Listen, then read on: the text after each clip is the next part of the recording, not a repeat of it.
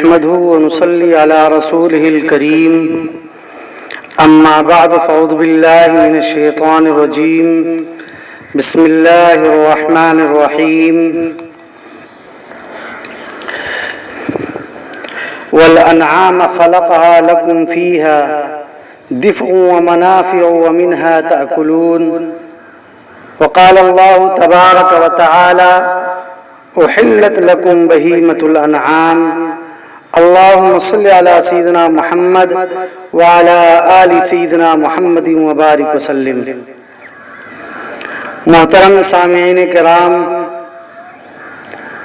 آج میں اس مبارک محفل میں ان اعتراضات کے جوابات انشاءاللہ پیش کرنے کی کوشش کروں گا جو عام طور پر غیر مسلموں کے طرف سے قربانی پر یا حلال جانوروں کے کھانے اور ان کے استعمال پر کیے جاتے ہیں۔ میرے محترم ساتھیوں، اللہ رب العزت نے اس کائنات میں ہزاروں قسم کی مخلوق پیدا فرمائی ہیں۔ ان میں سے 4 مخلوق ایسی ہیں جو ہماری نظروں سے دکھائی دیتی ہیں، جو ہم کو نظر آتی ہیں۔ نمبر 1 جمادات، نمبر 2 نباتات، نمبر 3 انسانات، نمبر 4 حیوانات۔ جمادات لفظ جماد سے بنا ہے جس کے معنی آتے ہیں بے جان چیز، جیسے پتھر، مٹی، لوہا وغیرہ۔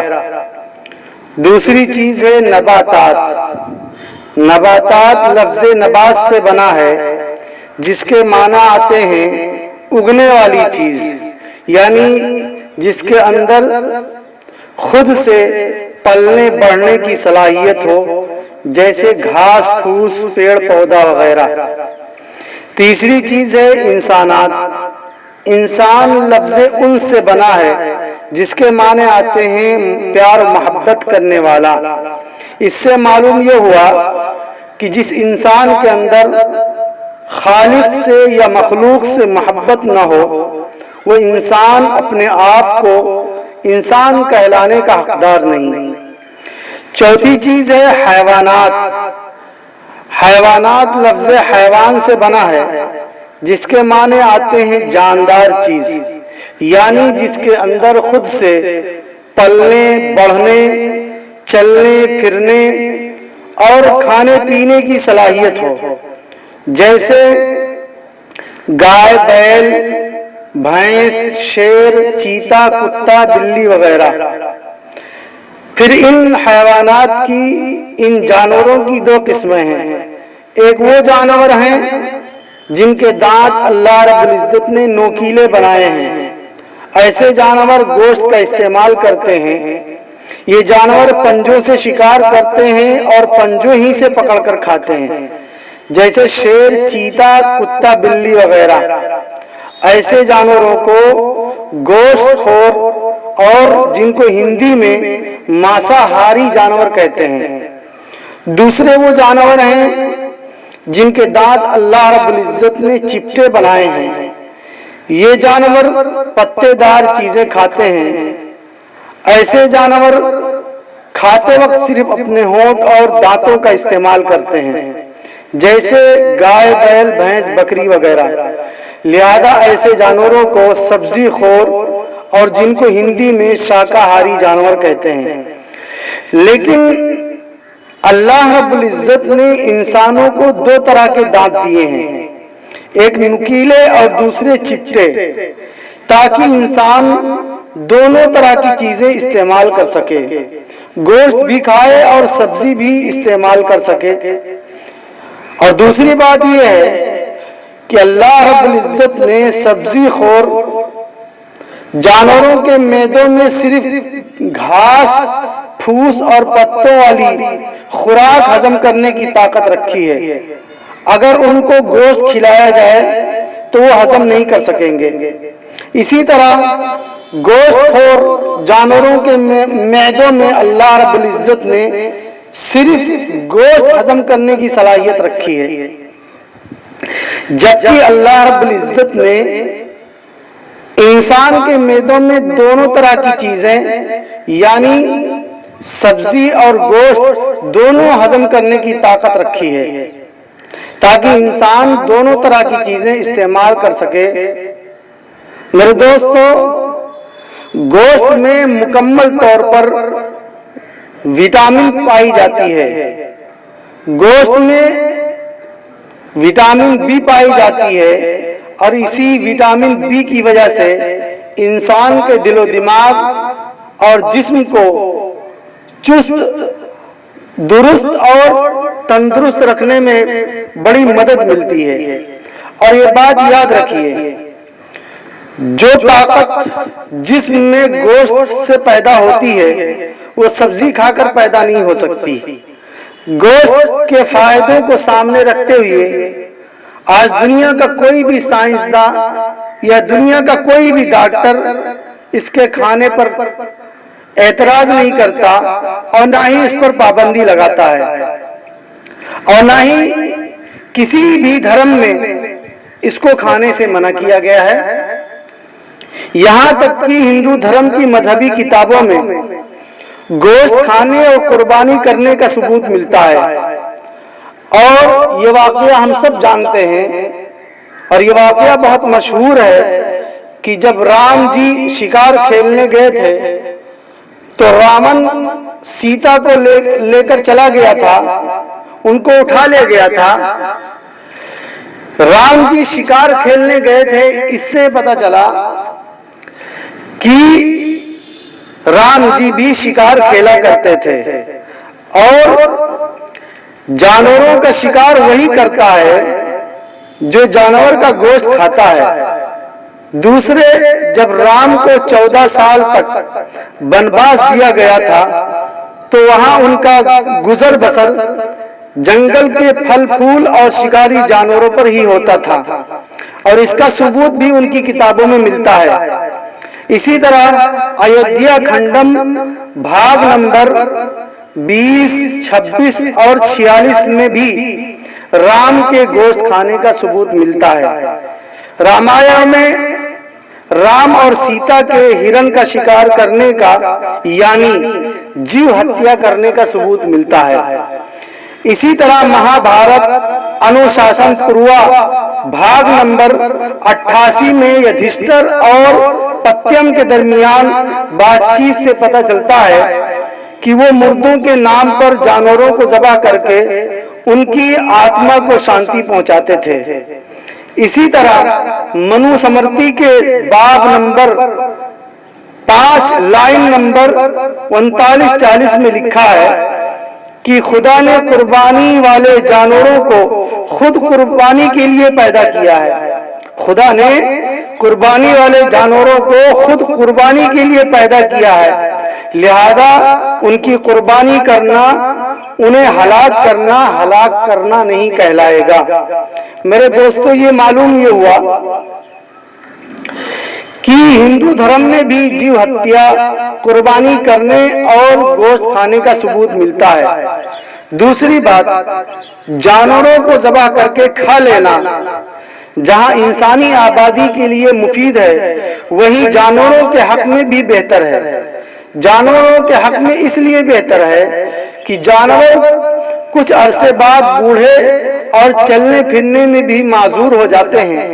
اگر ان کو ذبح کر کے نہ کھایا جائے تو لوگ ایسے معذور کمزور جانوروں کو اپنے پاس رکھنے کے بجائے انہیں گاؤں بستی سے باہر لے جا کر چھوڑ آئیں گے، جہاں وہ جانور سخت ٹھنڈی، شدت کی گرمی اور لو والے موسم میں بھوک پیاس کی وجہ سے تڑپ تڑپ کر مریں گے، یہاں تک کہ ان کے جسم میں کیڑے تک پڑ جائیں گے۔ اس لیے ان جانوروں کو ذبح کر کے کھا لینا ان کے حق میں بھی بہتر ہے، کیونکہ خود سے مرنے میں ان کو ذبح کی موت سے زیادہ تکلیف ہوگی۔ تڑپ تڑپ کر کے زندہ رہنا، کہتے ہیں تڑپ تڑپ کر زندہ رہنا فوراً موت کی زیادہ تکلیف اٹھا لینا بہتر ہوا کرتا ہے۔ اسی لیے آدمی خودکشی کرتا ہے اور اسی لیے آدمی آتم ہتیا کرتا ہے تاکہ روز روز کی تکلیف اور پریشانی سے نجات مل جائے۔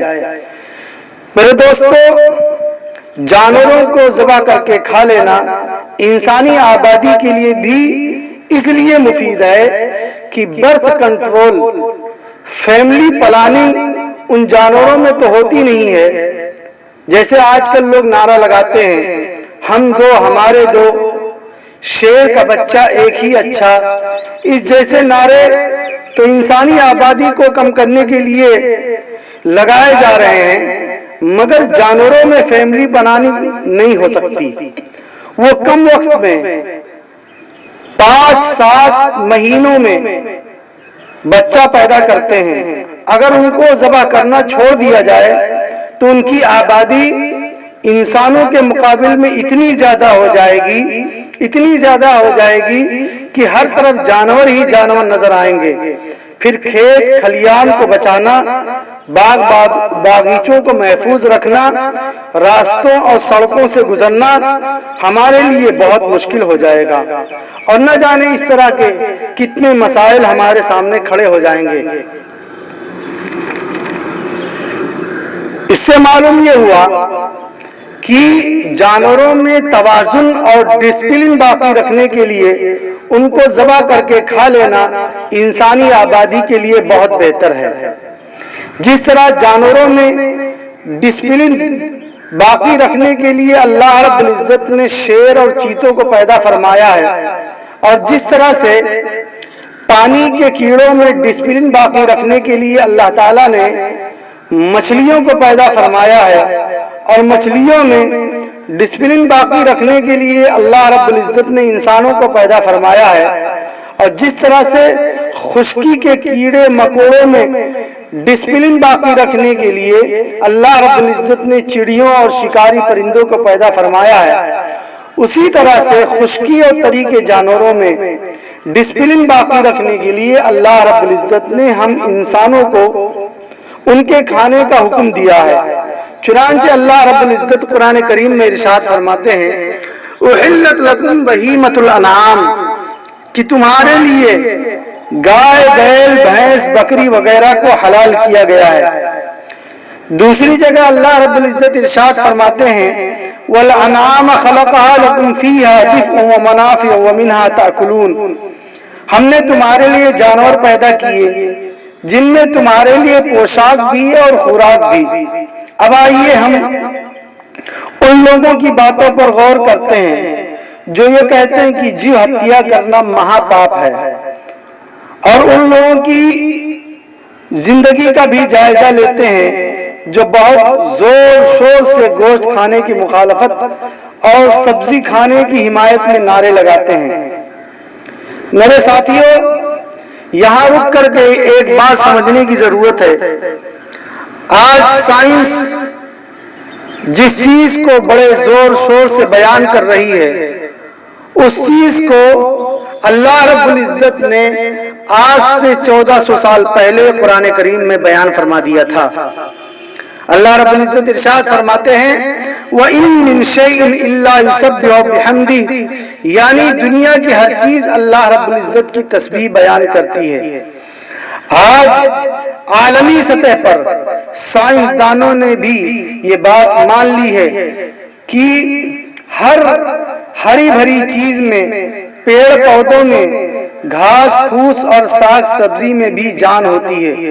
وہ بھی جانداروں کی طرح دکھ درد محسوس کرتے ہیں اور روتے ہیں، مگر ہمارے کان ان کو سن نہیں سکتے۔ بلکہ ایک غیر مسلم ہندو شاکاہاری سائنسداں جگدیش چندر باسو نے اپنی کتاب میں بڑے دلائل سے یہ ثابت کیے ہیں کہ ساگ سبزیوں، پیڑ پودوں میں بھی جان اور روح ہوتی ہے۔ لہذا میں مسلمانوں پر اعتراض کرنے والوں سے پوچھتا ہوں کہ مسلمان صرف ایک جانور ذبح کر کے اپنا اور اپنے گھر والوں کا پیٹ بھرتے ہیں، اور کبھی شادی بیاہ میں ایک دو جانور ذبح کر کے اپنے رشتہ داروں اور اپنے گھر والوں کو کھلاتے ہیں، مگر तुम सिर्फ अपना पेट भरने के लिए न जाने कितने पालकों और कितनी सब्जियों की हत्या करते हो, तब जाकर के थोड़ी सी सब्जी और थोड़ा सा साग तुम्हारे लिए तैयार होता है। मालूम ये हुआ कि मुसलमानों से ज्यादा तुम लोग जीव हत्या करते हो।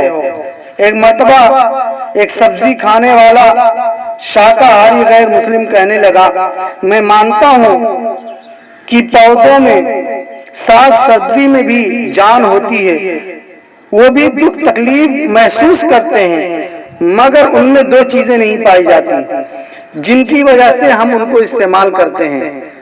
नंबर एक, वो बोल नहीं सकते, नंबर दो, वो सुन नहीं सकते। तो उसका जवाब ये दिया गया कि अगर तुम्हारा कोई भाई पैदाइशी गूंगा हो, न वो बोल सकता हो न सुन सकता हो, तो अगर कोई आदमी उसको जान से मार दे तो क्या अदालत मारने वाले को कम सजा देगी या कोई सजा ही मुकर्रर नहीं करेगी? तो उसने कहा उसको भी वही सजा मिलेगी जो एक सही सालिम तंदुरुस्त आदमी को कत्ल करने पर मिलती है, इसलिए कि उसने एक मासूम और गूंगे आदमी को कत्ल किया है। तो उससे कहा गया जिस तरह जीव हत्या में मुसलमान तुम्हारी नजर में मुजरिम है, उसी तरह तुम भी मुजरिम हो, बल्कि उससे ज्यादा हो कि सिर्फ अपना पेट भरने के लिए न जाने कितने साग और सब्जियों और पालकों की जीव हत्या करते हो। दूसरी बात, आज कौन सा इंसान है जो दूध, दही और पानी नहीं पीता? अगर थोड़ी सी दही लेकर के खुर्दबीन या दूरबीन से देखा जाए तो उस थोड़ी सी दही में हजारों कलबलाते कीड़े नजर आएंगे। ऐसे ही दूध की मलाई को हम बड़े शौक से खाते हैं, वो मलाई मरे हुए कीड़ों और जरासीम की परत होती है।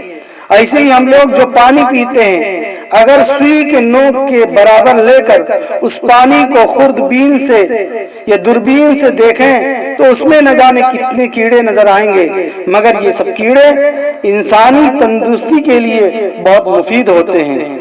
मालूम ये हुआ कि अगर जिंदा रहना है तो जीव हत्या करना ही पड़ेगा। इसलिए कोई भी पानी, दूध, दही इस्तेमाल किए बगैर, साग सब्जी खाए बगैर, अनाज गल्ला इस्तेमाल किए बगैर जिंदगी गुजार ही नहीं सकता। और हर जानदार अपनी जान के एतबार से बराबर है, चाहे छोटा हो या बड़ा। तो कहां तक इंसान जीव हत्या और जीव हिंसा करने से बचेगा? इसी तरह बाज मुसलमान भी कुर्बानी पर एतराज करते हुए कहते हैं कि जानवरों को इस तरह बेदर्दी से नहीं ज़बह करना चाहिए, उनको बड़ी तकलीफ होती है। तो उसका जवाब यह है कि इस्लाम भी मुसलमानों को यह हुक्म देता है कि जब तुम किसी जानवर को ज़बह करो तो तेज छुरी से, जब जानवर को तेज छुरी से ज़बह किया जाता है तो दिमाग तक पहुंचने वाला खून फौरन बंद हो जाता है और दिमाग ही से दर्द महसूस होता है। लिहाजा शरई एतबार से जानवर को ज़बह किया जाता है। जब शरई एतबार से जानवर को ज़बह किया जाता है तो उनको तकलीफ और दर्द नहीं होता। ज़बह के वक्त जानवर के तड़पने और पैर जमीन पर मारने पड़कने की वजह दर्द नहीं होता, बल्कि खून का जिस्म से बहने और आज़ा के सिकुड़ने फैलने की वजह से होता है। बाज़ लोग कहते हैं कि गोश्त खाने से आदमी मुतशद्दिद हो जाता है, उसका दिल सख्त हो जाता है। तो उसका जवाब ये है कि ये हकीकत है कि ग़िज़ा का असर इंसान के दिल पर पड़ता है। जैसे ग़िज़ा इंसान इस्तेमाल करता है, वैसे ही उसके असरात उसके दिल पर मुरतब होते हैं। मगर मुसलमान उन्हीं जानवरों को खाते हैं जो अपनी तबीयत के एतबार से अमन पसंद होते हैं, जो किसी को जानी नुकसान नहीं पहुंचाते, जैसे बकरी है, भेड़ है, गाय है, भैंस है। इसके बिलमुकाबिल शेर, चीता, कुत्ता, बिल्ली, सांप वगैरह, इनके अंदर चीर फाड़, मार धाड़ का मादा सबसे ज्यादा पाया जाता है। इसीलिए शरीयत ने उनका खाना हराम करार दिया है। بعض لوگ کہتے ہیں جانوروں میں طرح طرح کی بیماریاں پائی جاتی ہیں جس کی وجہ سے ان کے گوشت کو نہیں کھانا چاہیے، تو اس کا جواب یہ ہے کہ جو جانور خود سے مرتے ہیں ان کا سارا خون ان کے جسم میں رہ جاتا ہے، اور خون کے اندر ہزاروں بیماریاں اور ہزاروں جراثیم پائے جاتے ہیں جو انسانی صحت کے لیے مضر اور نقصان دہ ہوتے ہیں۔ اس لیے اسلام میں خود سے مرے ہوئے جانوروں کو کھانا حرام قرار دیا گیا ہے، اور شرعی اعتبار سے جب جانور کو ذبح کیا جاتا ہے تو جہاں ان کے جسم سے سارا خون نکل جاتا ہے وہیں ان کے خون کے ساتھ ان کی بیماری بھی نکل جاتی ہے۔ اس لیے شریعت نے ایسے جانوروں کو حلال قرار دیا ہے جو صحت کے لیے مفید ہیں۔ بعض لوگ کہتے ہیں گوشت کھانے سے آدمی پیٹ کا مریض ہو جاتا ہے، تو اس کا جواب یہ ہے کہ گوشت کھانے سے لوگ پیٹ کے مریض نہیں ہوتے بلکہ زیادہ کھانے سے پیٹ کے مریض ہو جاتے ہیں، اور یہ بات صرف گوشت ہی کے ساتھ خاص نہیں ہے بلکہ کوئی بھی چیز زیادہ کھائی جائے گی تو پیٹ خراب ہی ہوگا، جبکہ شریعت نے بیماری سے بچنے کی یہ ترتیب بتلائی ہے کہ ہمیشہ اپنے پیٹ کے 3 حصے کرو، نمبر 1 پانی، نمبر 2 ہوا، نمبر 3 کھانا، اور جب خوب بھوک لگے تب کھاؤ، اور ابھی کچھ بھوک باقی رہے تو کھانے سے ہاتھ روک لو، تو انشاءاللہ ہمیشہ چست درست اور تندرست رہو گے۔ اور یہ بات یاد رکھیے، اسلام ایک فطری مذہب ہے جو ہمیشہ انسان کے جذبات و خیالات، بیماری، تندرستی، نفع اور نقصان کو سامنے رکھتے ہوئے کسی کام کو کرنے کا حکم دیتا ہے۔ لہذا جس چیز کو اسلام نے منع کیا ہے اور جس چیز کو اسلام نے حرام قرار دیا ہے وہی انسان کے لیے بھی اور انسانی صحت کے لیے بھی سب سے زیادہ نقصان دہ ہیں، اور جس چیز کو اسلام حلال قرار دیتا ہے وہی انسان کی صحت کے لیے مفید بھی ہوگا۔ شراب پینا، سور کھانا یا ان جانوروں کا گوشت کھانا جو پنجوں سے شکار کرتے ہیں جیسے شیر، چیتا، بھیڑیا، لومڑی وغیرہ، یا ان پرندوں کا گوشت کھانا جو پنجوں سے شکار کر کے پنجوں ہی سے پکڑ کر کھاتے ہیں جیسے چیل، کوا، گدھ وغیرہ، اسی طرح جو جانور پیٹ کے بل چلتے ہیں جیسے سانپ، مگرمچھ وغیرہ، یہ وہ جانور جن میں خون ہی نہیں ہوتا جیسے کیڑے مکوڑے، مکھی، بچھو، بھیڑ وغیرہ، اسلام نے ان سب جانوروں کو حرام قرار دیا ہے، یہ انسانی صحت کے لیے نقصان دہ ہیں۔ اللہ رب العزت ہم سب کو شریعت کی روح کو سمجھنے اور اس پر عمل کرنے کا صحیح جذبہ عطا فرمائے۔ اللہم ربنا تقبل منا انک انت السمیع العلیم وتب علینا انک انت التواب الرحیم۔ سبحان ربک رب العزت عما یصفون وسلام علی المرسلین والحمد للہ رب العالمین۔